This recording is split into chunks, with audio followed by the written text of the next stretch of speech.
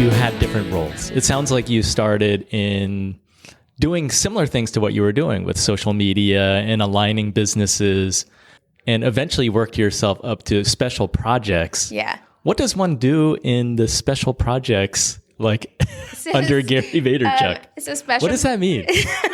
Special projects is a title you create for yourself when your role is a catch-all. So in 2016, fall-ish of 2016, Gary called me into his office and he said, I have a curveball for you. He said, we're growing. So in the 2.5 years that I had been here at that point, we had gone from about 350 people to almost 700.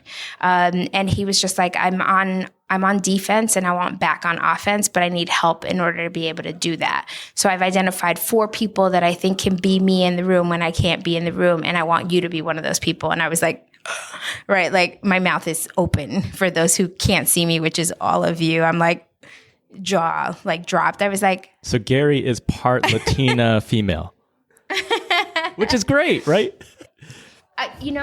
What was really amazing about it was he saw something in me, right? The 3 gentlemen who were on the office of the CEO with me had all been at Vayner longer than I had and worked directly for Gary in different capacities. I'd never worked directly for him.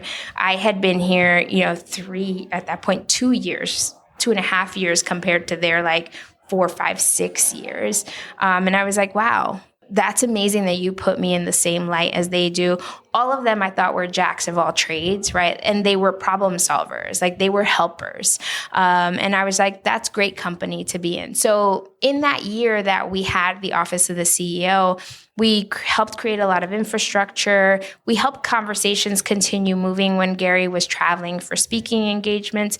We also helped start conversations to expand his C-suite, and a few people were hired at the end of that year. So in reality, we worked ourselves out of a job, which is what you should always be striving to do.